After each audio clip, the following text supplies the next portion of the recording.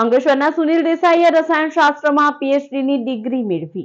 Ankleshwar garden city ટાઉનશીપમાં રહેતા અને ખાનગી કંપનીના રિસર્ચ ડેવલપમેન્ટમાં ફરજ બજાવતા સુનિલ દેસાઈને સુરતની પીપી સવાણી યુનિવર્સિટી દ્વારા રસાયણશાસ્ત્રમાં પીએચડી ડિગ્રીની ઉપાધિથી નવાજવામાં આવ્યા છે. તેઓને self assembly and stability of EOPO અને ગ્રાફ્ટ કોપોલિમર મિસેલ શીર્ષક અંતર્ગત થીસીસ માટે યુનિવર્સિટીના એસોસિએટ પ્રોફેસર ડોક્ટર સદાફરા પિલ્લઈના માર્ગદર્શન હેઠળ પીએચડીની ડિગ્રી એનાયત કરાઈ છે. તેમણે 3 સંશોધન પત્રો પ્રકાશિત કરી રાષ્ટ્રીય અને આંતરરાષ્ટ્રીય પરિષદોમાં રજૂ કર્યા છે. તેમનું કાર્ય નેનો કેરિયર આધારિત દવા વિતરણ સંશોધનમાં નોંધપાત્ર યોગદાન પૂરું પાડશે.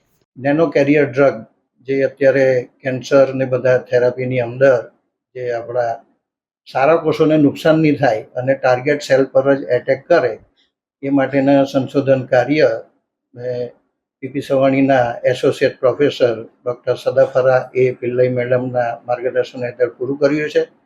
હાલમાં 10 જૂને જ મારો ફાઇનલ વાઇવા ડિફેન્સ ને બધું કમ્પ્લીટ થયું અને મને પીએચડીનું નોટિફિકેશન લેટર 11 તારીખે એનાયત થયો છે. આ રિસર્ચથી ખાસું એવું જે વોટર ઇનસોલ્યુબલ ડ્રગ, જે મોટેભાગની ડ્રગ જે નવી શોધાય છે એ છે ને પાણીમાં સોલ્યુબલ રહેતી હોતી નથી. અને આપણે બધા જાણીએ છીએ કે આપણું પાણીમાં 70% ઉપર પાણીનું પ્રમાણ છે દરેક બોડીની અંદર. તો એ પાણીની અંદર જે ઇનસોલ્યુબલ રહે તો એ દવા અસરકારક શરીરમાં કેવી રીતે કરે, એના માટે એક આખું નવું ડેવલપમેન્ટ છે નેનો કેરિયર. એ બહુ જ સૂક્ષ્મ હોય છે.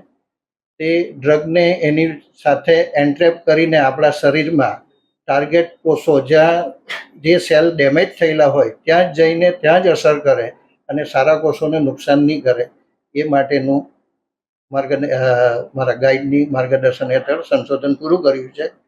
આ દરમિયાન મારા 3 રિસર્ચ પેપર રાષ્ટ્રીય અને આંતરરાષ્ટ્રીય જર્નલમાં પબ્લિશ થયા છે અને નામાંકિત થયા છે.